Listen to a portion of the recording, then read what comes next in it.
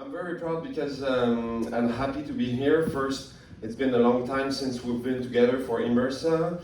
Now it's in Montreal. We dreamt about it for years, and now it's a reality. And I must say that for myself, I'm it's exceeding my expectations. So I'm very happy to see you here in our wonderful city. So for those of you who don't know me, I'm Sébastien Gauthier.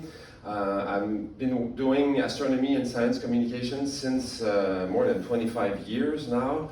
But I'm in the planetarium industry since the International Year of Astronomy, where in 2009, where I made my first film for the Montreal Planetarium, was not located here at the time.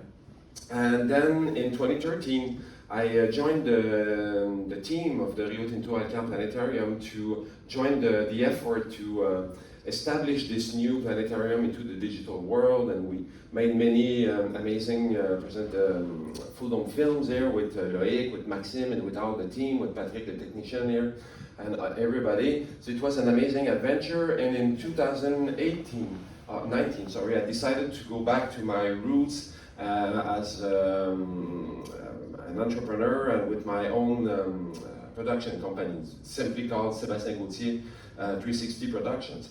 And we just released an amazing film, I think, well, at least you'll see if it's an amazing film or not, but it was an amazing project for sure.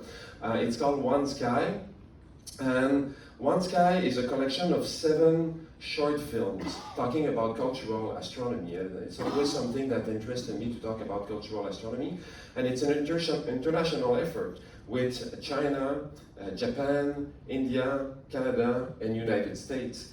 And so these films are short films that can be screened individually, or they can be screened as a whole, together as a feature film, and it's 45 minutes long, and that's what you're going to see in a couple of minutes. And you can if you have a planetarium and you're interested by this, you can screen only 1 film, or 2, or 3, so you can modulate the length of the film. And the films are made in such a way that they are all different, and they are all using different cinematic techniques. And they are so different that when the people get it, that they are very different, it creates a link between those films, and people want to see the next. So they are linked together by their difference. So I hope you'll agree with this when you see the film. So those of you who are used to my presentation, very often I will present technical stuff, like how I build cameras and things like that. Today I will speak more about the team and the process involved in working in collaboration, because all this was made during the pandemic, so we did everything remotely, but all this was made with a very limited budget as well. And again, it was China, Japan, India, Canada, and United States. So even without COVID, it would have needed, we were forced to work remotely, and that was an amazing challenge. But there was a lot of opportunities, because when you start to work remotely, if you accept that, now you have the whole world to your reach, and as long as you're willing to never sleep, you can you can work to everybody. So I will try the next slide. It should work.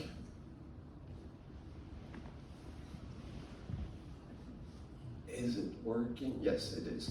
And from now on, I will just move to the side. It will be easier for me to see the same thing as you see. So these are the countries involved in the project. So it's all around Earth. So we were working. There was always somebody working 24 hours a day. So these are the 7 films. So you have The Forge of Artemis, Thunderbird, Jaising's Dream, Celestial Canoe, The Samurai and the Stars, and Hawaiian Wayfinder. So all the films, or almost all the films, are talking about the stars that are in the constellation Orion. But of course, let's say for the Chinese, there was no Orion the Hunter involved in their stories, so it was something else. So one of the great stories of China was a white tiger, which is a very important mystical animal for them.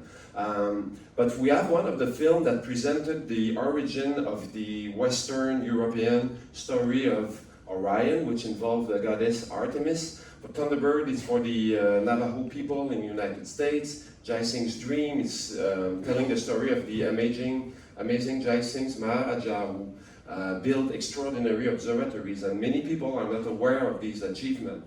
And Celestial Canoe is the Canadian film involving the Innu indigenous people from the eastern Canada, Samurai and the Stars. You guessed it, it's from Japanese, and the Hawaiian Wayfinders is from Hawaii. And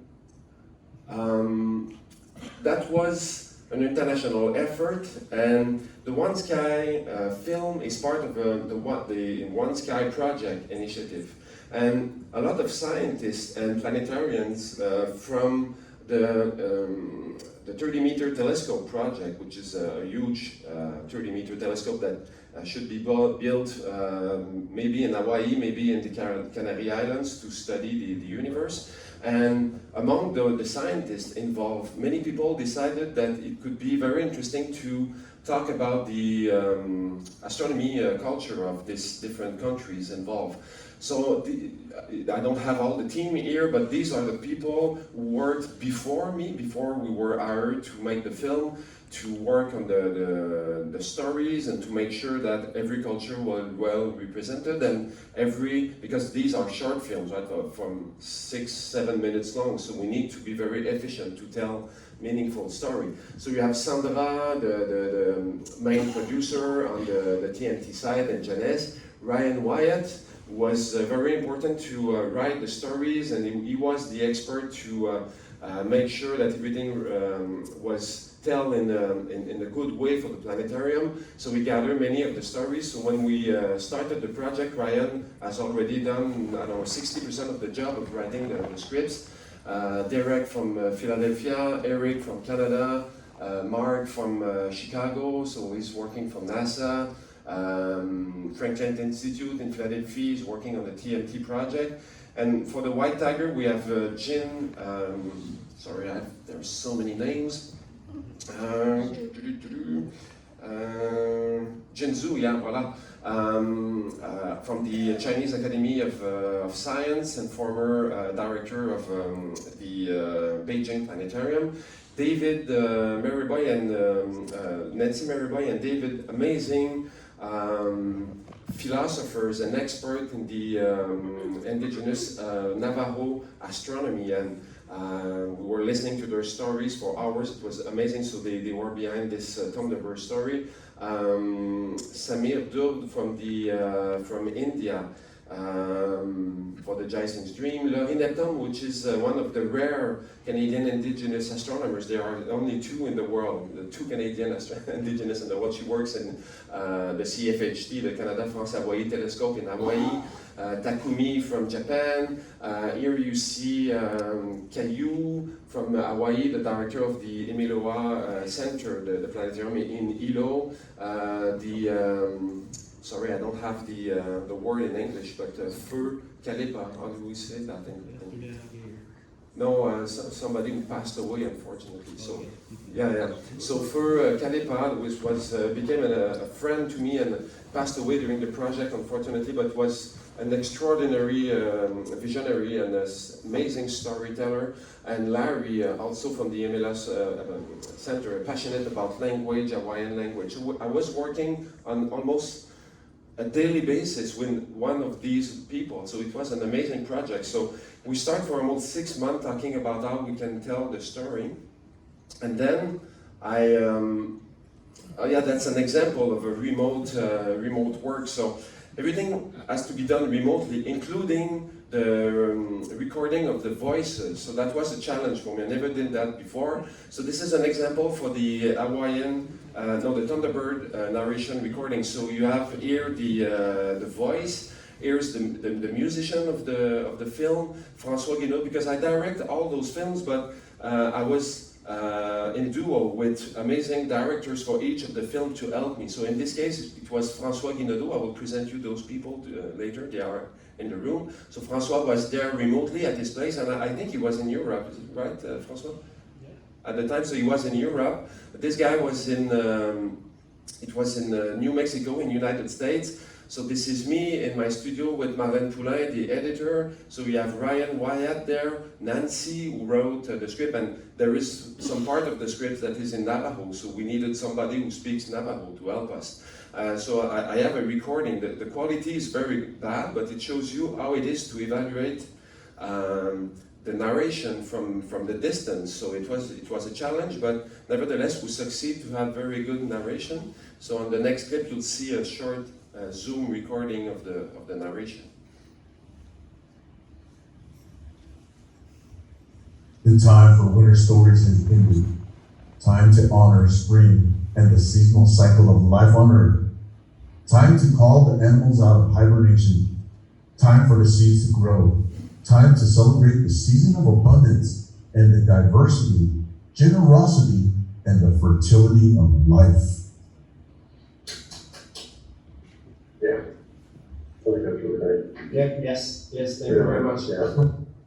So, of course, the audio recording was not done on my side, it was done by the engineer, so the quality is very good on the other end. But so we did that for all the films. Some of the films were recorded like in Hawaii, so Ryan was able to go there, but because of the limitation of traveling, I was stuck in Canada.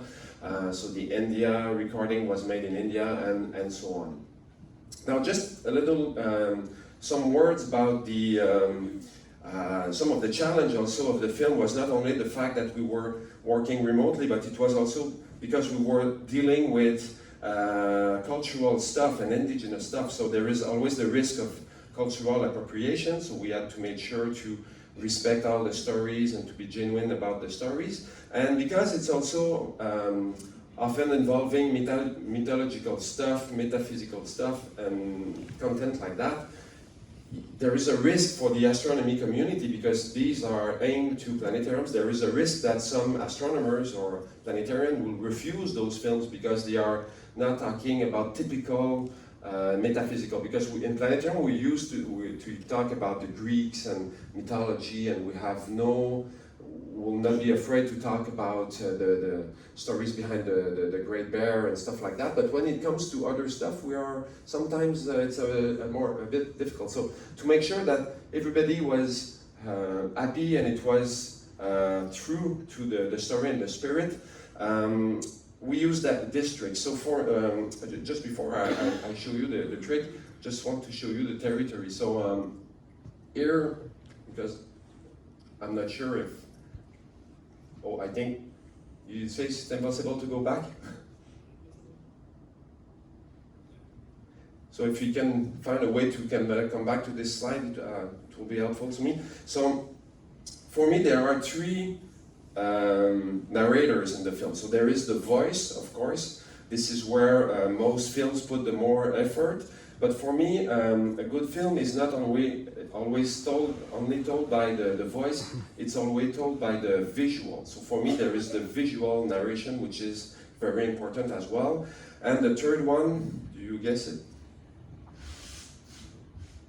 The time for winter stories has ended.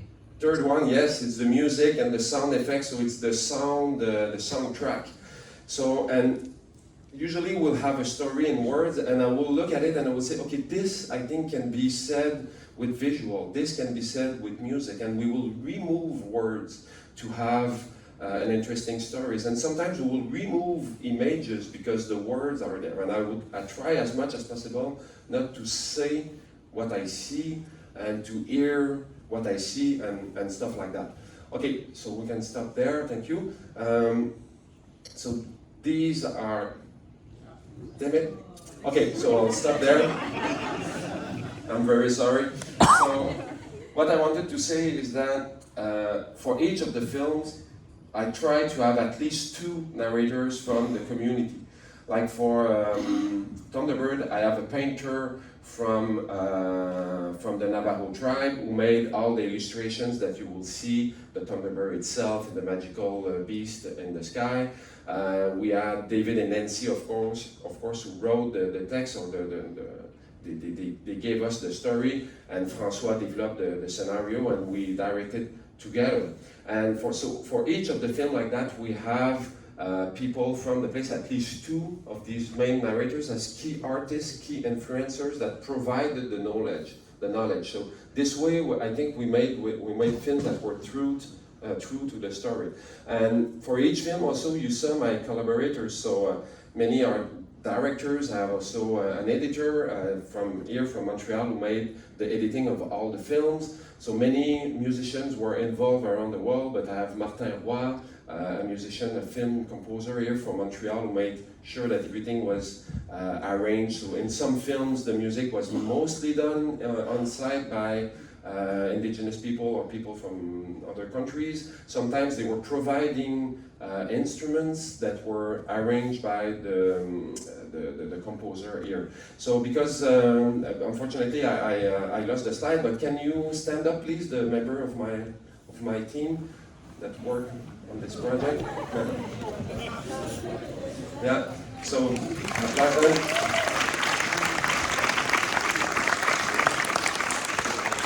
So make sure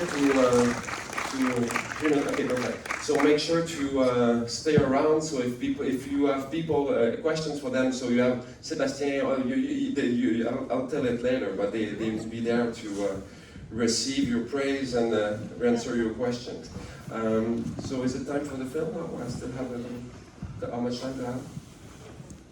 4 minutes. Okay, so I'm okay because I lost my slides. So do you have any questions so far? We have 4 minutes before the film. Or I show you the film right now and we'll have questions after. Ready for the film? Okay, so enjoy the film. I leave the remote here just in case. Okay, so as I said, the film was made in unidirectional and omnidirectional. And for me and my team, and I think like it's Philip, which is a wonderful director as well, we take great care of how we frame the visual, and we believe that there is something more than only what we see on the image. There is also the way we film it. Like, of course, if you have a traditional film with an actor or an actress delivering his part, and you have a camera 6 inches from he or her face, as compared to a wide shot camera that is 10 meters away, even though it's the same performance, of course, it will not result in the same reaction in your audience. So the way you place your camera is very important. And for me, it's not different for the dome.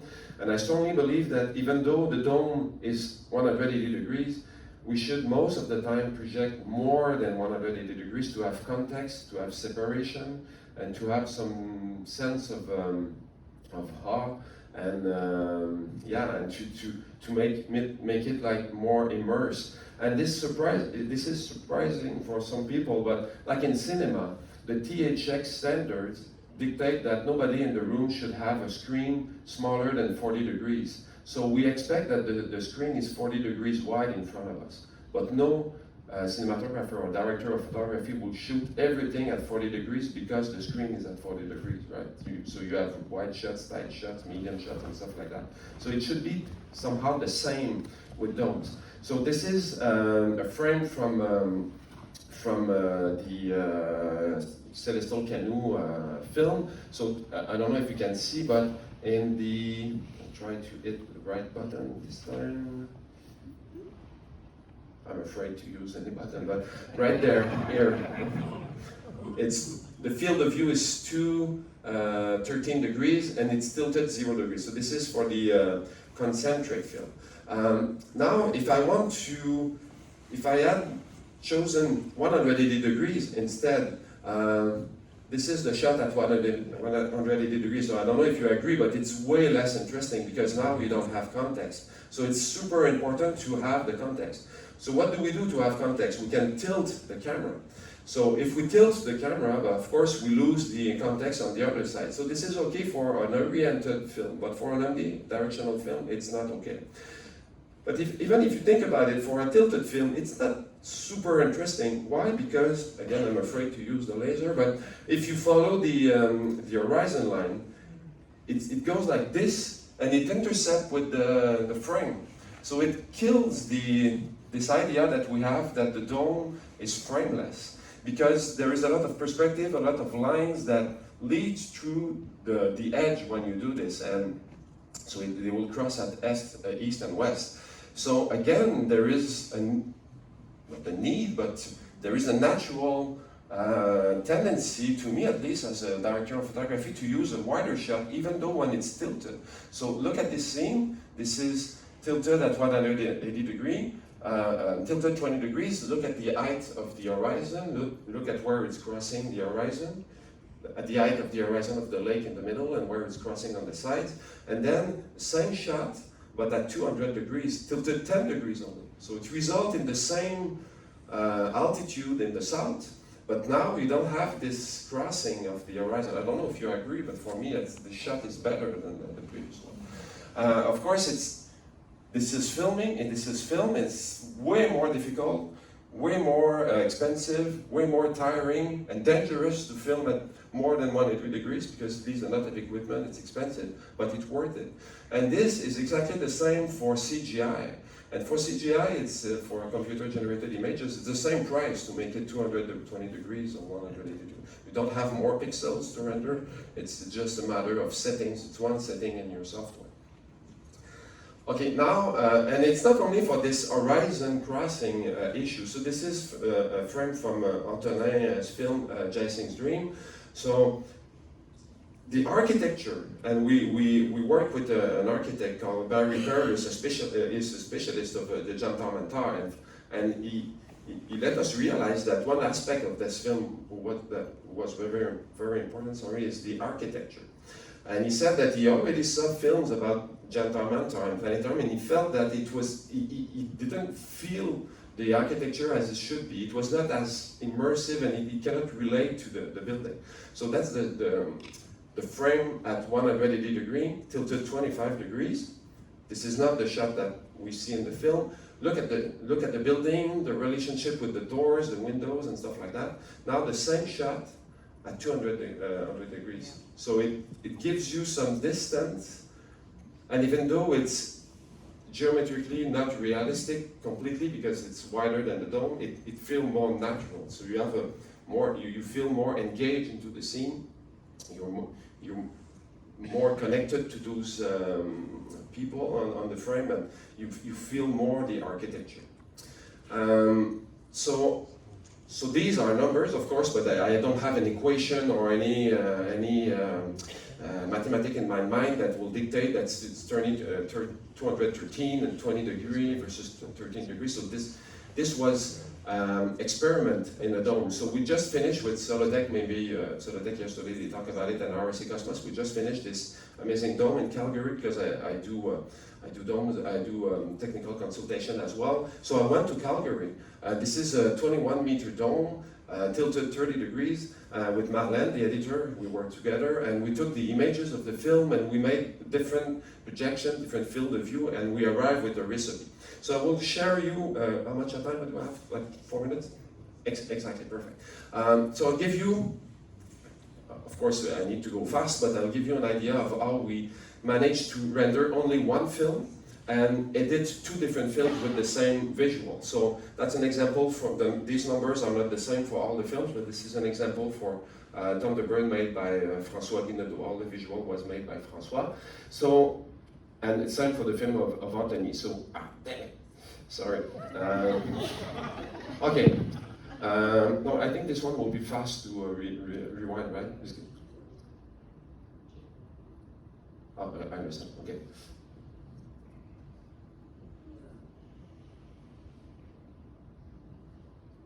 I hope "damn it" is not a bad word. I don't know how to swear softly in English, but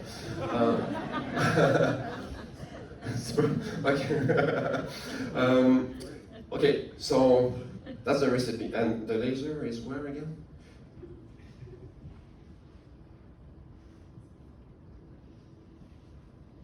Yes, I got it. Thank you, Patrick. Okay, so we rendered everything at 236.25 degrees in 4.5K. So the final delivery is 4K, but the price to pay to render both film at the same time was to increase the resolution a little bit. So we rendered everything at 4600 pixels, basically, so this is 4.5K.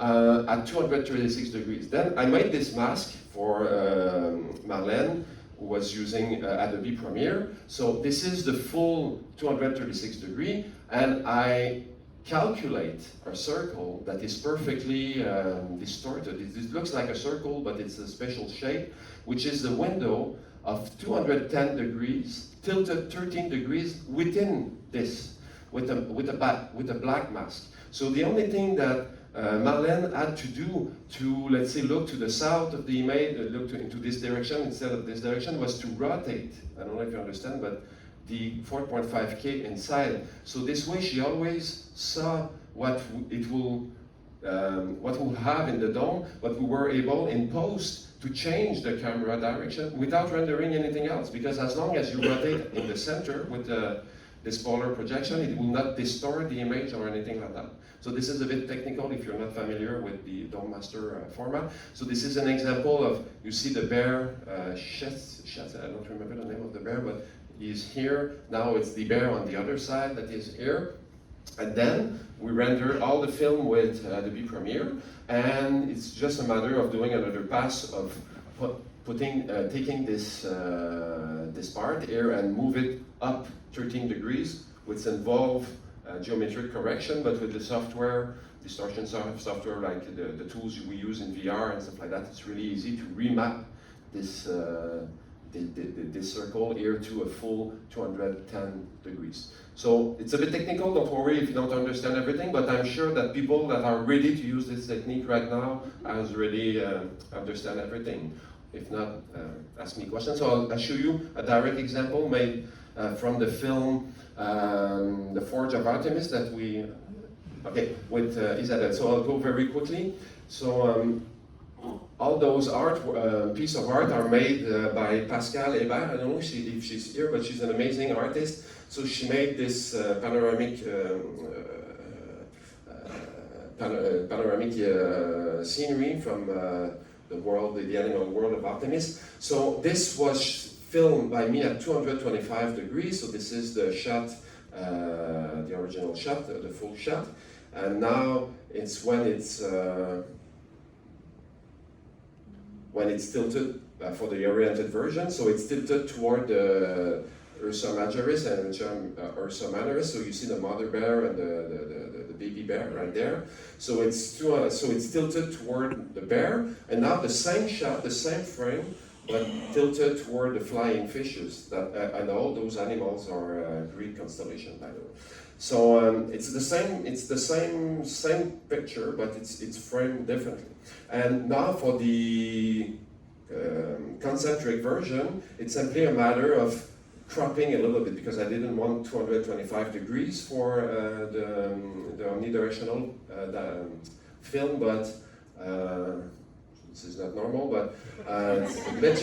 But you understand, so it's just cropped a little bit. So that's it for me now. I think I'm out of time. So if you want to contact me, this is my website. It's easy, Sébastien360.com. And the film is available, and I'm available for the next film if you have any idea for me. So thank you very much.